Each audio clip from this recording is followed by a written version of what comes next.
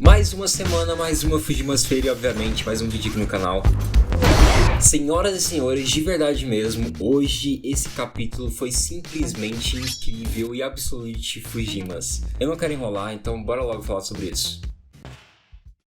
O capítulo 206 recebeu o título de Peitos, Mulher e Desculpas. Esse título é bem literal e logo na primeira página já temos um pouco da explicação dele. O Denji observa a queda, ele começa a apontar quem era aquela figura, ela demonstra que já faz um tempo que eles não se veem, mas o garoto ativa seus únicos neurônios para focar nos peitos da personagem. Algo bem típico do personagem, né? O que irrita ainda mais. Mas calma que temos muito o que falar sobre isso, então logo a gente volta. E é bizarro que o personagem acaba ficando meio desconcertado mesmo. Ignora que a queda é apenas giz, peitos, mulher. Parecendo aquele meme do Pica-Pau, tá ligado? Iate, mulheres, automóvel, mulheres. Mas enfim, a Yoru grita dizendo que aquele ser é um demônio. O demônio da queda. E o Denji pensa sobre esse nome e é muito louco, pois realmente parece que ele não se recorda. E isso é interessante, pois conversa diretamente com alguns traços da personalidade do Denji. Esse seu vício em desejos carnais, reflexo de uma vida completamente disfuncional, ou até mesmo de incentivos de terceiros, em alguns momentos consomem o seu ser, resultando em tomada de decisões ruins, e também nesse surgimento de um lado um tanto tóxico, sustentado por essa objetificação de desejos. A queda não é relevante para o Denji, então faz sentido ele esquecer dela. Também é necessário lembrar que naquele conflito ele utilizou de serrar o próprio cérebro para não cair nos poderes desse demônio. Então faz sentido. Todo esse acontecimento aqui, junto com esse foco na fisionomia da personagem, remete diretamente a esse lado meio patético que o Denji tem e ele sabe que tem. Mas enfim, a Yoru continua gritando, falando pro Denji tomar cuidado, já que aquele ser é muito forte. Sendo assim, seria vital o Denji primeiro tirar a Yoru daqueles escombros, já que está muito pesado e ela não consegue se mover. A queda observa tudo aquilo, o Denji até se prepara para começar uma luta, só que logo o demônio diz que o Denji pode ficar à vontade. Ele pode salvar ela se ele quiser, mas ela deixa bem claro que ele pode fazer isso desde que ele não atrapalhe os seus planos. A queda não quer lutar contra eles, a sua missão é apenas fazer com que as pessoas mergulhem nas profundezas do medo. É isso que ela começa a fazer, mostrando esse poder irado. Sério, o Fujimoto cozinhou muito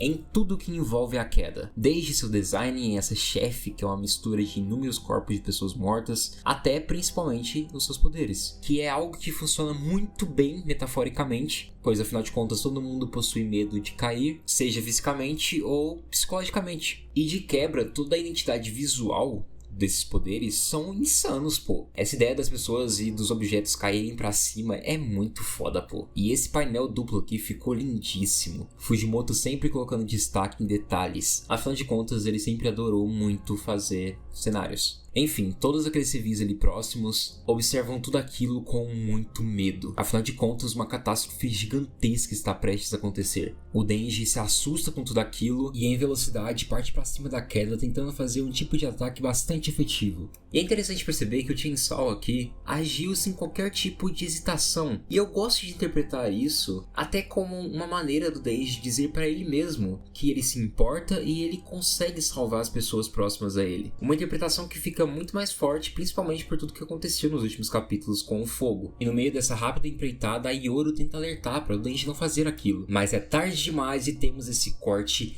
lindo, a qual observamos que o Denji está imerso no poder da queda. Ele se transforma em humano outra vez, e logo nas suas costas, um rosto gigante da queda começa a falar algumas coisas bem duras. Falas necessárias que o Denji precisava escutar há muito tempo. Aquela figura diz que aquele garoto não mudou nada desde a última vez em que eles se encontraram, e que suas motosserras não seriam suficientes para causar medo. E de repente temos esse close na feição da queda e percebemos que um garoto começa a sair de sua boca. Esse que é um dos gêmeos que o Denji matou. E ele deixa tudo ainda mais intenso. O menino aponta que o Denji deveria entender a tristeza e a dor de perder alguém querido. E de fato o Denji deveria entender. Ele já perdeu muito nessa estrada. Só que mesmo assim, mesmo entendendo todo esse sentimento, aquele personagem tirou isso tudo daqueles dois. E é irada essa cena do gêmeo se dividindo e pegando fogo. Tudo isso abala muito nosso protagonista. E mais uma vez o Fujimoto começa a representar ele como uma criança assustada. E em choque, Denji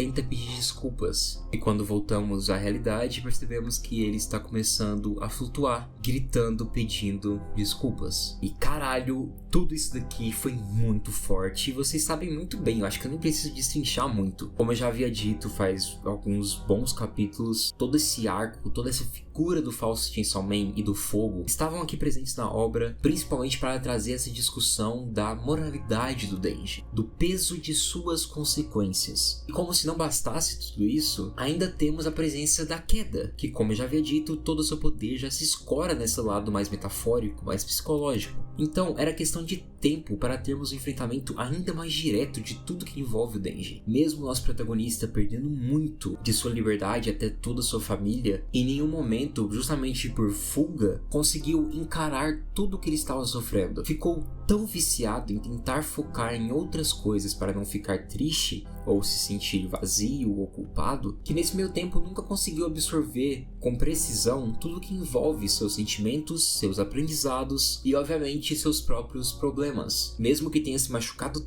tanto em sua vida, a falta de enfrentamento fazia com que o personagem perdesse qualquer tipo de tato e consequentemente se tornou comum não se importar tanto assim com vida de inocentes. E cara, eu gosto muito quando Fujimoto retrata o Denji em seu estado psicológico como uma criança, pois isso daqui tem tantas camadas. Existe sim inocência no personagem, mas muito mais do que isso, não houve muito tempo para ele amadurecer. Os traumas e as cicatrizes desde sua infância o impediram de ter uma vida comum e de verdadeiramente crescer. E tudo que vem acontecendo durante a parte 2 é justamente para colocar o personagem contra a parede, para finalmente começar a encarar a si mesmo e buscar resposta para tantas dores. E é muito louco acompanhar todos esses arcos, pois cada vez mais percebemos que o Fujimoto está tratando sobre as fases de luto. Obviamente não necessariamente na ordem convencional. Todo esse início da parte 2 carrega muito essa ideia da negação. O personagem sempre tentava se distrair, focava em coisas mais imediatistas justamente para não pensar em tudo que aconteceu, negando assim qualquer tipo de enfrentamento. Logo em seguida, depois da proposta do Yoshida, a raiva começa a tomar conta. Raiva, pois outra vez pessoas que ele ama estavam sendo ameaçadas, assim como a sua própria liberdade. Mas muito mais do que isso, foi nesse período que surge também a depressão, já que pela primeira vez Denji estava tendo que encarar o que de fato aconteceu com a sua vida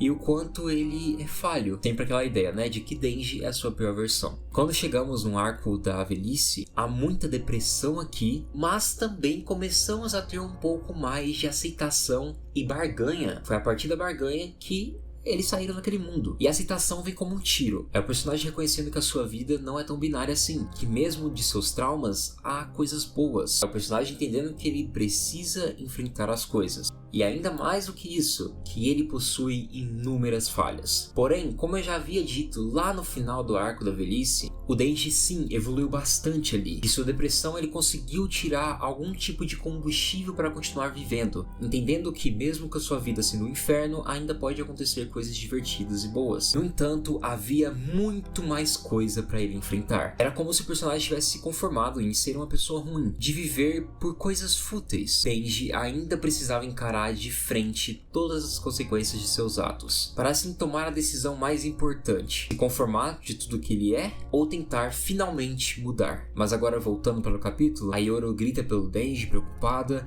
e a Queda afirma para o Denji ser obediente e ficar ali no céu, já que ele é uma peça muito importante para o Demônio da Morte. Algo muito interessante, mas que já suspeitávamos desde muito tempo, né? Desde que descobrimos que a fêmea era a morte, dá para perceber que ela tem sim planos maiores para Denji e Yoro. Depois de tudo isso, a gente percebe que a Asa vem retomando novamente o controle de seu corpo. E ela começa a se preparar para dar um tiro. Só que de repente a Yoro tenta disputar o controle outra vez, gritando que a Asa não pode atirar, pois afinal de contas elas estão em volta de muitos escombros, e se ela atirar, as duas ali vão sair voando. Só que é óbvio que a Asa iria ignorar esse aviso. No início da parte 2 ela morreu com a sensação de que gostaria de ser mais egoísta, só que ela não consegue. Outra pessoa que ela gosta está correndo perigo. Ela já tentou salvar muitas pessoas e já falhou também. Mas agora, neste momento, ela não pode simplesmente ignorar. Ela precisa ao menos tentar. Asa atira, as duas são arremessadas, sem espaço para qualquer tipo de atrapalhada. Pela primeira vez, a Asa consegue ser certeira. Sem qualquer tipo de tropeço, ela de forma ágil começa a subir naqueles destroços e em um pulo segura a perna do Denji, tentando impedir que ele caia ainda mais. Algo que remete de forma perfeita tudo que aconteceu no arco da queda, a qual foi Denji que chegou ali para salvar a Asa, com um aperto de mão bem forte. A Asa devolve o favor, e até mesmo a forma que a Asa salva ele conversa diretamente com a sua personalidade. Alguém que mesmo nas dificuldades encontra alguma maneira de ajudar aqueles que ama. E é por isso que é tão legal esse detalhe dela segurando o pé dele. E com essa cena extremamente simbólica, o capítulo se encerra para nossa infelicidade. E para deixar tudo ainda pior, próxima semana não teremos capítulo. Ah não, aí ele extrapolou. Mas eu vou perdoar o Fujimoto, pois aqui tivemos um capítulo incrível. Um capítulo impactante que funciona tão bem justamente por ele ser um acúmulo de tudo que aconteceu na parte 1 e também na parte 2. O sentimento de culpa já é muito familiar para o Denji, e o Demônio do Fogo conseguiu deixar tudo ainda mais intenso. A Kimo uma vez já disse que aquele personagem não merecia uma vida boa. E depois, isso se tornou uma verdade para ele mesmo, chegando ao ponto dele mesmo dizer isso a ele. Deixou a Nayuta morrer, então ele não merece ter uma vida feliz, ele não merece ter uma família, já que ele ainda continua matando sua família. E o fogo vem aqui justamente para intensificar tudo isso, mostrando as consequências e trazendo essa sensação de culpa, até mesmo naquilo que sempre foi o seu refúgio, ser o Chainsaw Man. Uma confirmação de que suas falhas também se mostram naquela figura que sempre julgou como a sua melhor versão. Eu vou falar pra vocês, tudo isso daqui é muito triste, e tudo fica ainda mais melancólico quando eu venho aqui e digo que de certa maneira o Denji mereceu cair nesses poderes da queda aqui. O Denji, para evoluir, precisa enfrentar as consequências de seus atos. Eu sempre deixei muito claro isso pra vocês desde o arco da velhice, que sim, era muito positivo a forma que o Denji conseguiu escapar de tudo aquilo, mas ainda havia muito trabalho a ser feito. A ignorância é sim uma faca de dois gumes. Viver apenas negligenciando tudo em sua volta, se escorando apenas em resquícios, em fragmentos, não é o suficiente. É importante ter esse alívio, mas é vital encarar a si mesmo e tudo que um dia já fez, enaltecendo os seus pontos positivos e negativos. E é por isso que esse protagonista é tão genial. O Fujimoto traz muita humanidade aqui. Todo esse processo não é fácil e seria ainda mais difícil para alguém como o Denji, um garoto que nunca teve estrutura de nada em sua vida, e quando até mesmo o mínimo foi oferecido, havia até terceiras intenções. É bizarro o quanto que o Fujimoto possui tato para essas questões tão importantes e tão atuais em torno de afeto e funcionalidade na sociedade. E olha, por isso que eu sempre vou ficar enaltecendo ainda mais a coragem que o Fujimoto teve em colocar o protagonista de sua obra como alguém de certa maneira viciada em desejos carnais. O título desse capítulo conversa diretamente com tudo que aconteceu aqui, mas também com toda a jornada do Denji. O afeto que sempre buscou desde a infância se transformou em um mecanismo desesperado de fuga. Agora, depois de tanto ferir e também de se ferir, é necessário pedir desculpas, tanto para os outros, quanto para ele mesmo, quanto até mesmo para os leitores. Sério, que capítulo incrível. Eu sinto que tivemos um dos melhores capítulos disparado mesmo. Estou muito ansioso.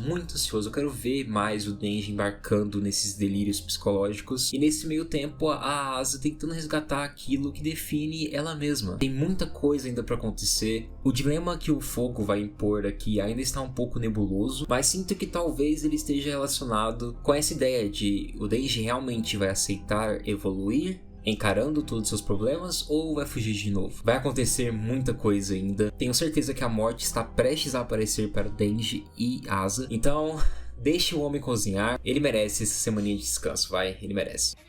Descansar, né? Que o cara não é de ferro.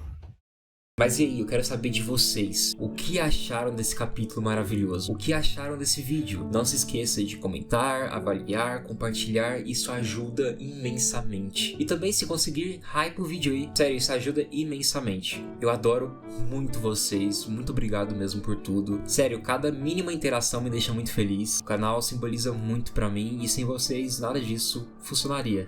Quero lembrar vocês que amanhã temos um capítulo novo da minha novel. Se tudo der certo, sábado teremos outro vídeo. Então essa semana vai ser bem agitada. Vejo vocês na próxima. Um salve especial para todos os membros. Muito obrigado por apoiarem diretamente todo o projeto do canal. Muito obrigado também ao Rui, que vem ajudando nas edições. E eu vejo vocês todos na próxima.